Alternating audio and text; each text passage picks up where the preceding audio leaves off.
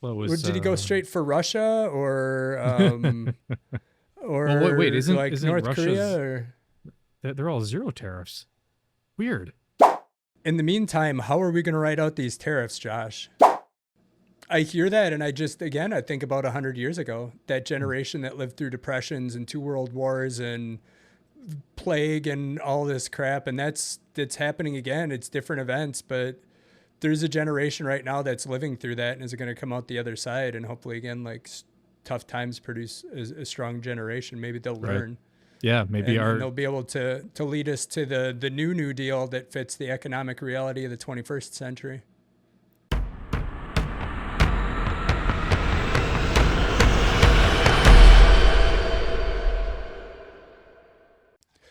Welcome to Critical Culture. I am Travis, And I'm Josh. and we are here with good news first. We both got out of Dodge recently. Yeah. Where did you go, Josh? I took the family on a long-needed vacation. We made our first trek down to Walt Disney World. Took all the boys and the wife and hopped in an RV and spent a good week down there. It was a good time. No one got too sick of each other. We all managed to survive. Stayed cool. I mean, it's, we're up here. What are we at? We hit 50 today up here. Down there it was 90, 91. I tell you, it was nice. I miss the heat. Yeah, I bet. But I have to say, we hit all 4 parks. They're all great. But me being the geeky, nerdy guy that I am, my favorite by far was Star Wars Galaxy's Edge. Where they have a section of Hollywood Disney set up to be like you're in the Star Wars universe. And I tell you, I've been looking forward to that for years since it was announced. Finally go down there and see it. We see the whole, the Millennium Falcon built out there, some X-Wings, and the atmosphere there is fantastic. Just, it feels so, it's all props and everything, but it feels like you're there. It's so much fun. Yeah, that sounds like fun. I remember when they were building that, reading about it. I Yeah. haven't seen it yet, though. That sounds very cool. Yeah, if you get the chance and you're a Star Wars fan, you got to make the trek. It's good.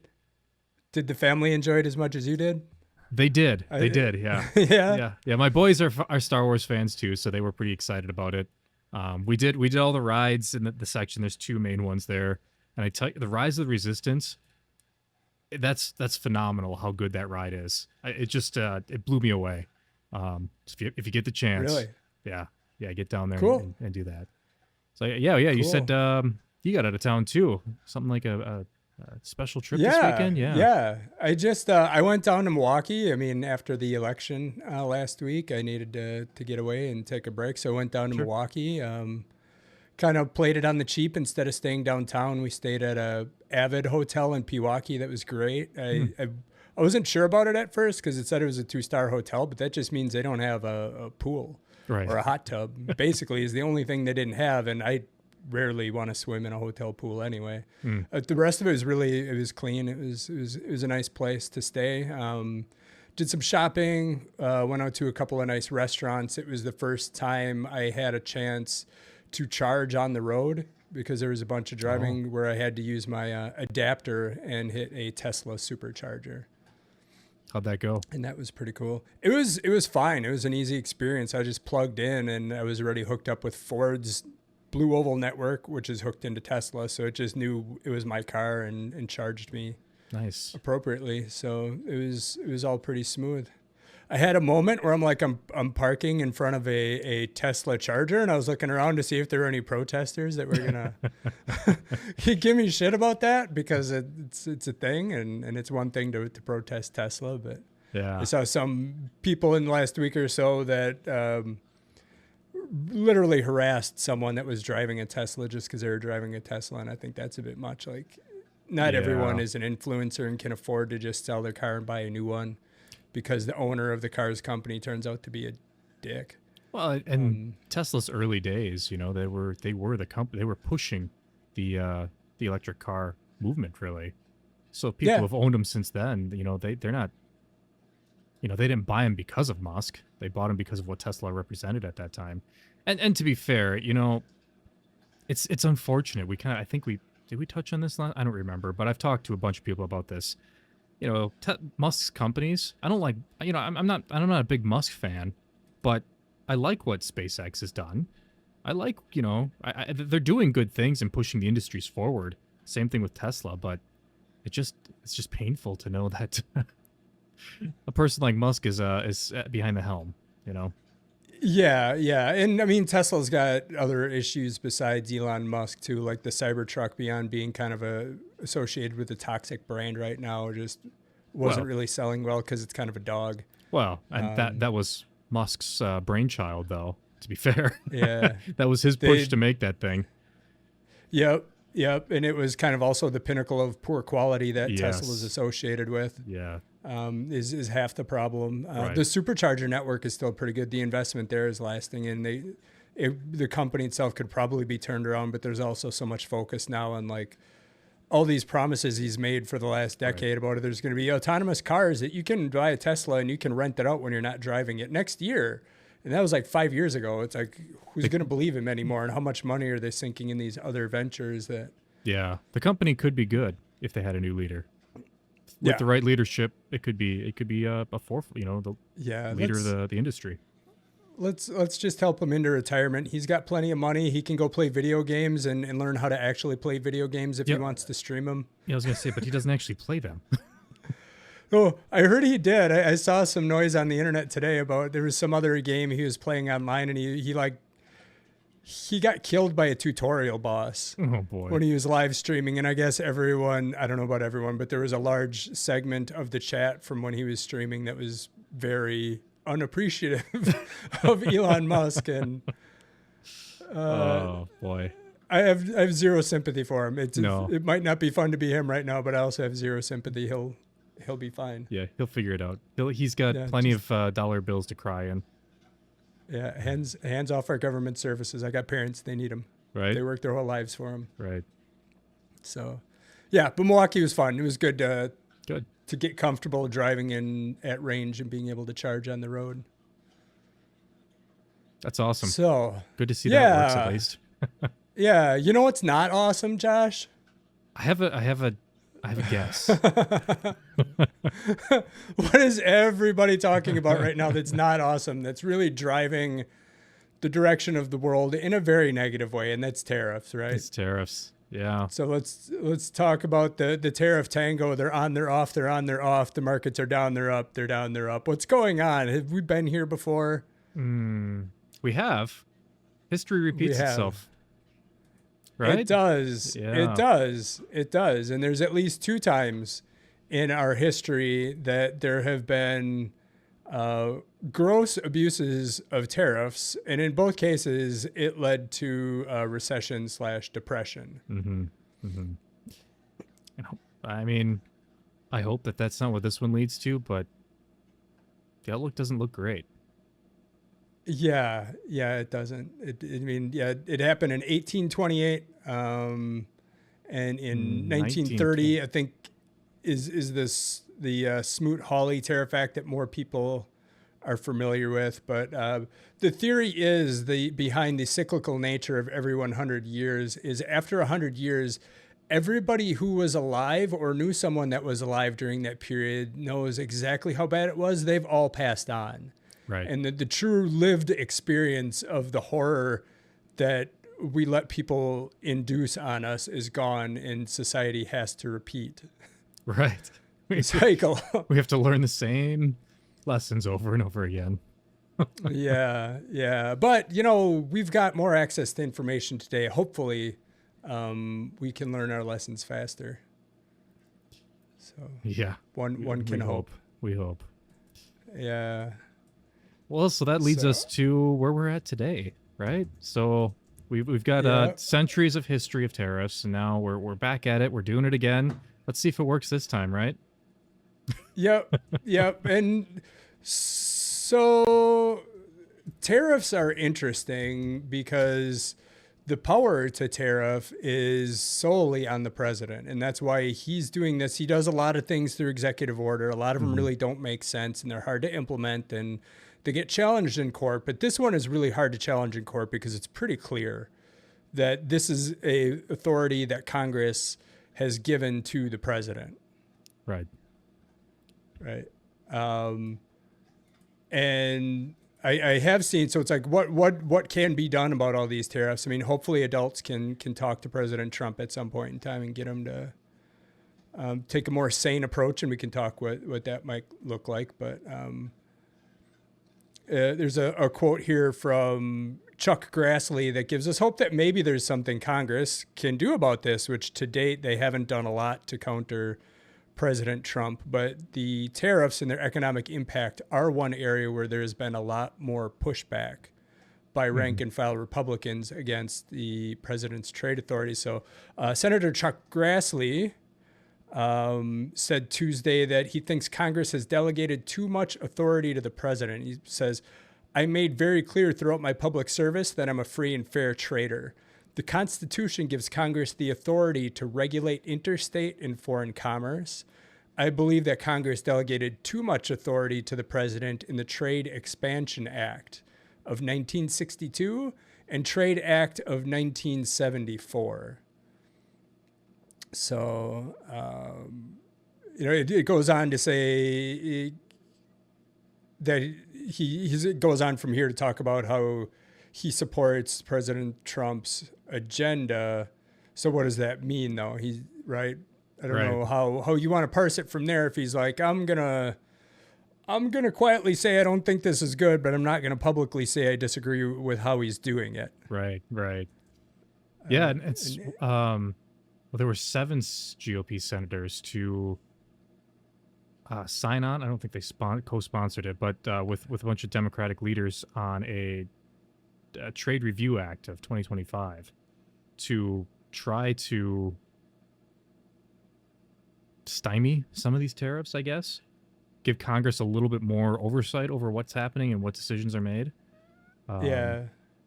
It was, let's see, who was it? It was Grassley, McConnell, Jerry Moran, Lisa Murkowski, Tom Tillis, and Todd Young. Oh, and Susan Collins. So seven Republicans, Congress people. Yes.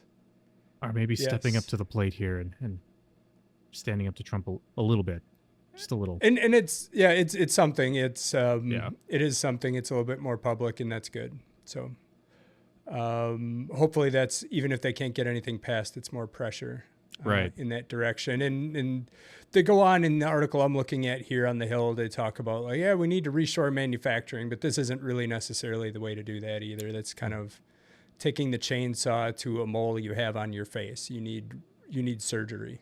Yeah, right. by a plastic surgeon, because it's your face, or at least a good doctor. You don't need to set your neighbor loose with a chainsaw on you.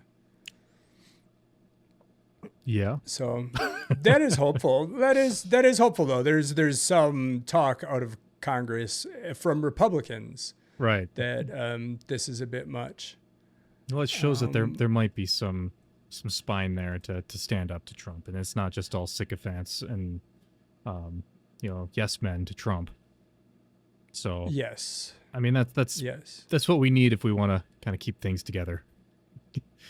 Keep this train on the rails anyway. Right.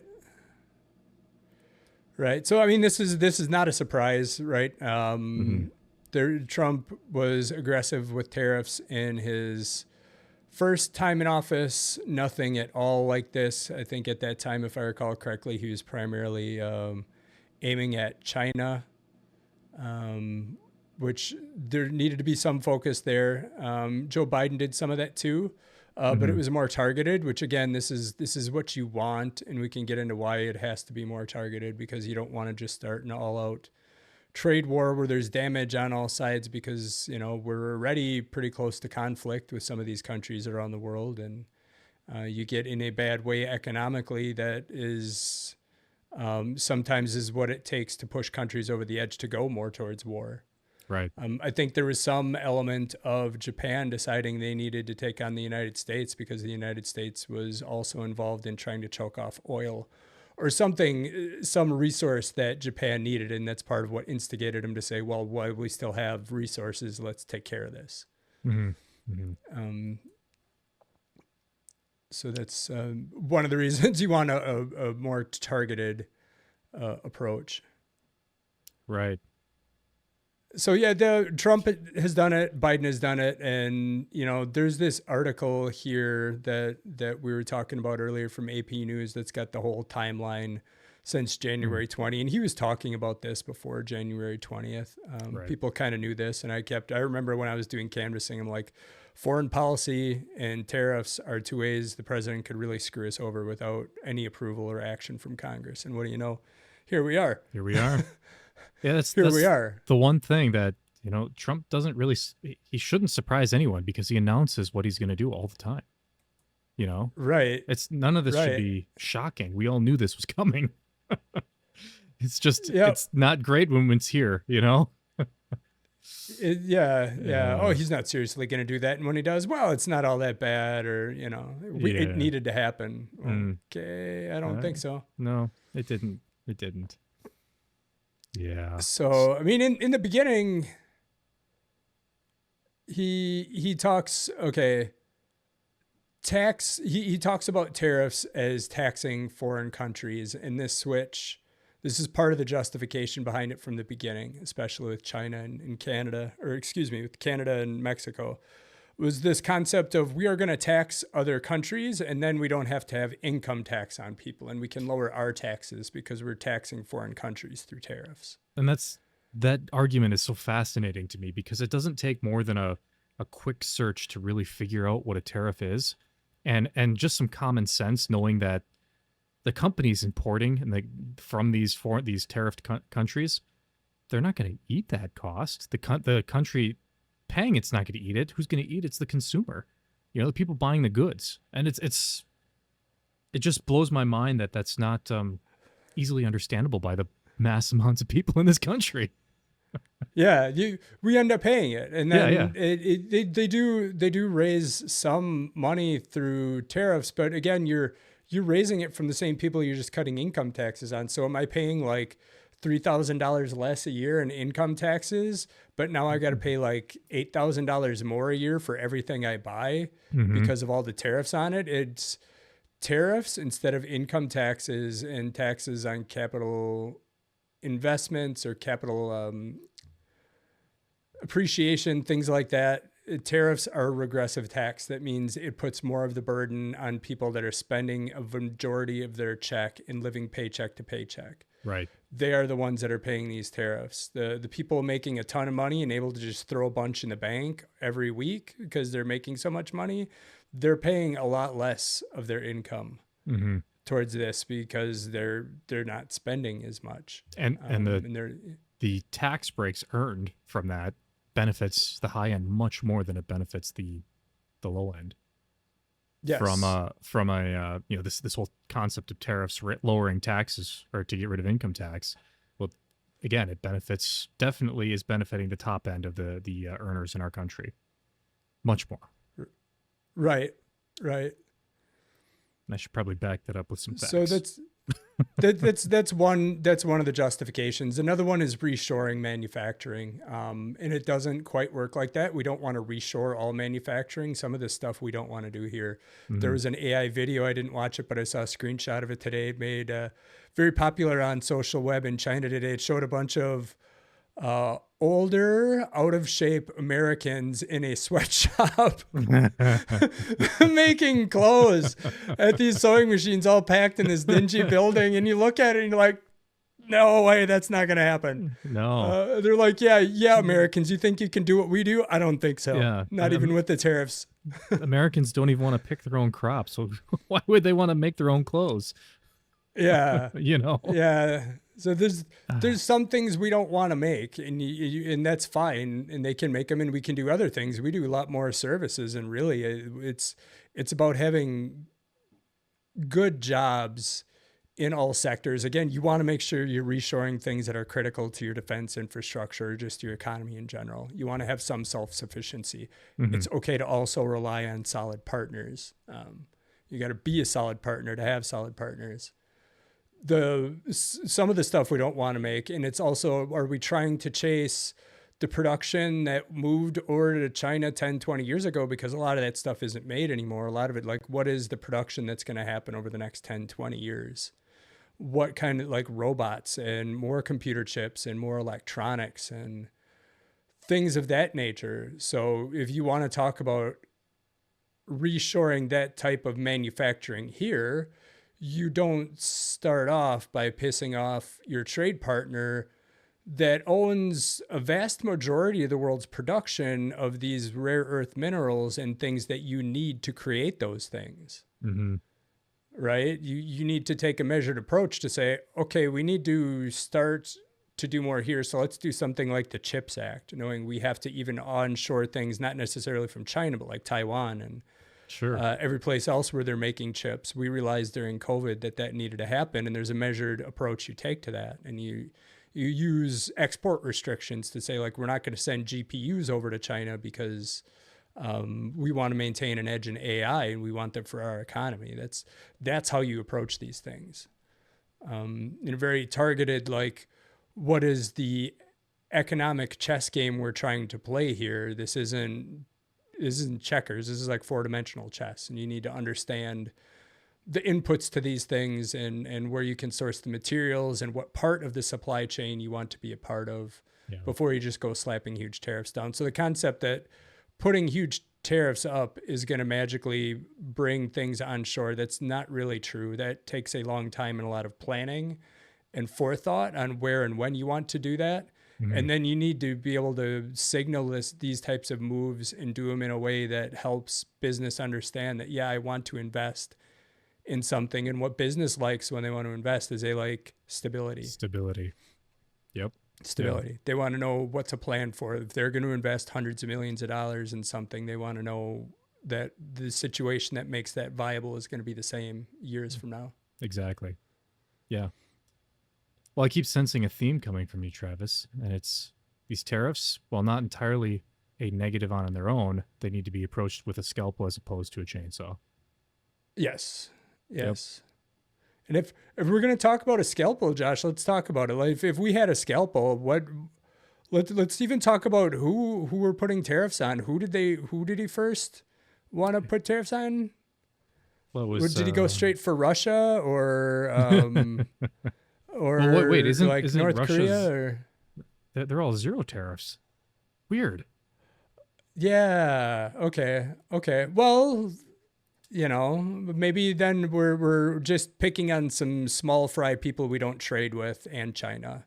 Like our allies probably got avoided in tariffs, right? So like Canada, Mexico. So yeah, no. Okay. No, okay. You got that all wrong, Travis. I didn't get the memo. I'm not on Truth Social, so our good friends got those tariffs first, just because they're our friends. We want to make sure we treat them the best. Yes, if you can't piss off your friends, who can you piss off, right? Right. Yeah, Mexico and Canada, they were the first targets. Yeah, because that's a great move. Boy, when did that start? That started back in... Shoot, what date was that? That was like the first... Right on January 20th, he was mentioning that the first time. Starting February 1st was... On his first day in office, Trump expected to put a 25% tariff on Canada and Mexico. So starting February 1st, yep. Okay, so there's let's just... What do we do with our friends and partners here? That, stability and good faith negotiations. January 20th. Hey, on the 1st, we're going to have 25% tariff. So on the February 1st, 10% on China and 25% on Mexico and Canada. Yeah. And then on February 3rd, 2 days later, hold on. Let's pause it. Just kidding. Let's pause this. Just kidding. Let's pause this, okay? Psych, we got you. We got you, Mexico and Canada. Now you're scared. Yeah. And I'm not sure, I don't think we've got time to go the whole, you put the tariffs in, you take the tariffs out, you put the tariffs in, and you shake them all about. With the, I don't even know where they're at right now. I'm sure they've got some, but that's part of the ridiculousness is... Well, that's uncertainty, right? We don't know. Yeah. I mean, you have to follow this day in, day out to understand who's tariffed, who's not, what new tariff is there, how much this product's going to cost. I mean, we were talking about earlier, we were talking about board games, Yeah. One of my other interests is a board game store. We have to try to figure out how much our board games are going to cost us, and even our distributors don't even know.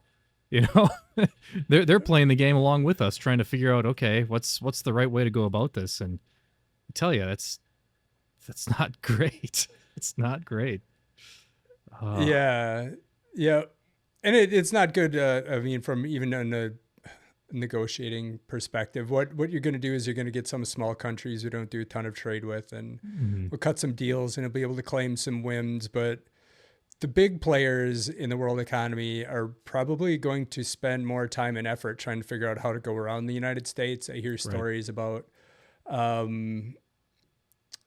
Wonderful from Shark Tank. He does a lot with watches, and I think he was talking about how these watch companies they're looking at where they've got like 4,000 watches they can produce in a year. They're a luxury brand. They can sell them anywhere. They got to figure out where to go. And it sounds like less of them are coming to the United States because they're like, we don't want to deal with the tariffs. We can sell these anywhere. Right. And he was making this pitch like, no, you want to keep the American consumers in the loop. You want them to still love your brands. And I'm sure they're like, we don't care. Right. Right. We don't really care. The American consumer voted Trump in. I mean, we don't care. Yeah. Yeah. I mean, people, they some caused rich this. person, there's the internet. Some rich person can go buy it from someplace overseas and have, I'm sure there's ways that they're going to sell their watches. They don't really care, but there's going to be less products that come here. I've been reading about less variety of some things. People, manufacturers are going to try less things in the United States. They maybe will only import things that they believe will be a big hit, and maybe fewer models, so there's fewer selection. Yeah. In addition to potentially just missing out on some products. I mean, this whole action is going to, we want to believe as an optimistic American here that we just got to get through Trump and then things can go back to normal. But the truth is that it's going to take a long time to heal some of these wounds. Yes. The confidence in the American consumer, the American people from around the world has gone way down. And the respect for the American as a leader, as a trusted ally has gone way down. And, it's going to take time to mend that. I think Biden went a long way, built some bridges back, and then immediately lit them on fire. And just that pattern of Trump, Biden, Trump, if we do go back and swing back to a Democratic president, and then we go back again, I mean, that's just going to ruin anybody's will to invest in this country. Because like you had said, uncertainty is no business's best friend, and no one's best friend. Yeah, you're right. It's a nation is kind of like a corporation in some ways, in that its longevity isn't defined by a human lifespan, and it's got a different perspective, and it's a collective group think type of thing, right? It's not just one person's idea and thoughts. It's a collective, and countries have that same need for certainty when they're doing long-term planning about who their allies, who they can rely on. And you've been our number one ally for 100 years. Well, things got a little dicey for 4 years. We're with you, but then, hey, wait a minute, things got even worse. Right. 4 years later, maybe we do need to readjust how we're doing here and see if we can, if there a new world order rises that doesn't have America with so much Maybe we're not power and responsibility. Yeah, not the ally you thought we were, which is unfortunate because I thought we were. I want to believe we're still that country. Yeah, we could be. We're on shaky ground right now. I think from a leadership perspective, I think there'll be some negatives long term, but I think it's. I'm not going to quote the whole thing, but the whole good times produce weak men. We're about to enter some interesting times that are going to be harder for the United States, and with the right leadership, it could make us a better country and give us a chance to be leaner and meaner, and hopefully realign ourselves more towards that vision where we do the democratic nation states of the world, like in Europe and Canada, are our allies, and we're going to stick by that, and in democracy in general, and not just the politics of raw power and saying we're not going to put tariffs on Russia. We appreciate authoritarian strongmen, and we're going to say we're United States. So if we want Greenland, we're going to take it. That's crazy.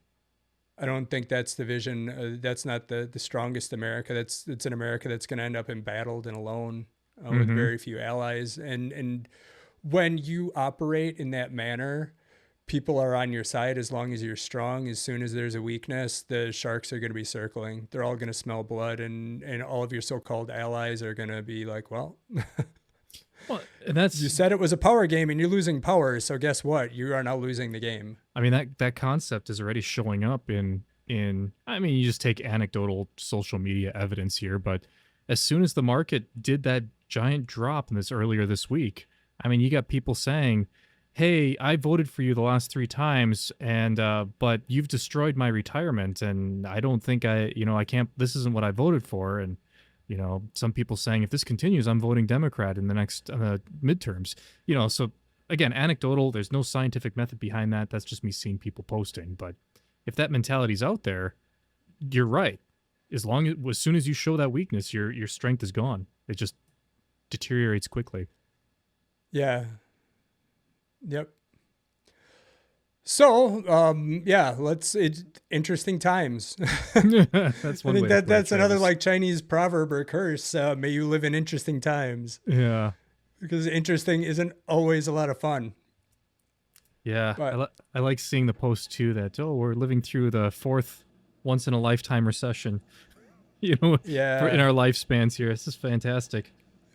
yeah, right. And that I see, I hear that, and I think about 100 years ago, that generation that lived through depressions and 2 world wars and plague and all this crap, and that's happening again. It's different events, but there's a generation right now that's living through that and is going to come out the other side, and hopefully again, like tough times produce a strong generation. Maybe they'll Right. learn. Yeah, maybe And they'll be able to lead us to the new deal that fits the economic reality of the 21st century. one can hope, Travis. One can hope. And in the meantime, how are we going to write out these tariffs, Josh? How are we going to ride out these tariffs? Yeah, what's the impact on me? Let's not talk about 401ks, because that's up and down, and that's stock market is a long-term game. I feel for anybody that has to withdraw now or anytime in the next year or two. Everybody else, Yeah. hold on. By the time you retire, you're going to get it all back and then some. Yep. Yep. Once we get some adults at the helm again. Right? Adults. Isn't that something? Oh. Yeah.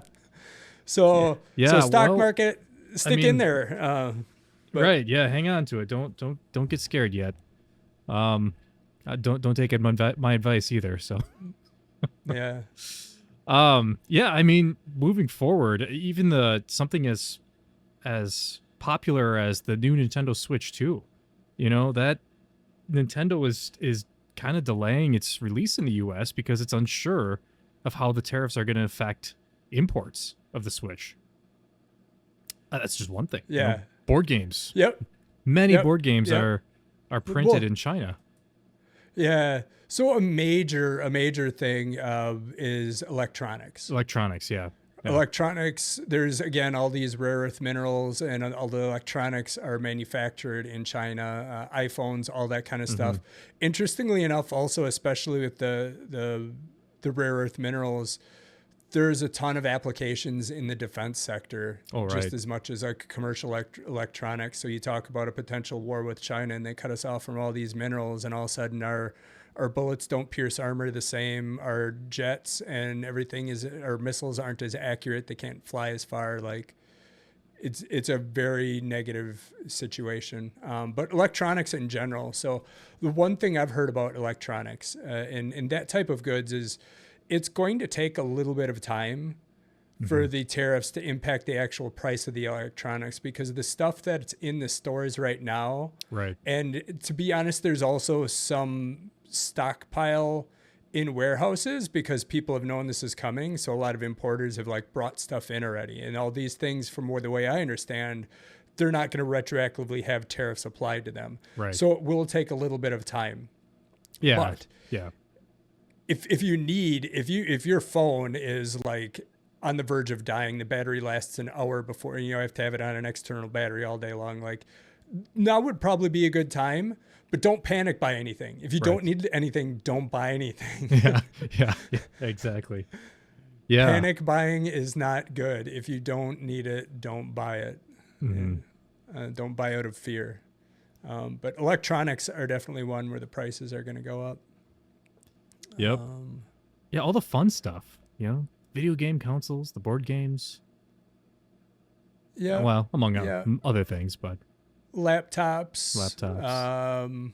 Framework as a company, Nintendo, which you mentioned before. Yep. You could consider buying refurbished or secondhand. I don't do that much with phones. Some people do.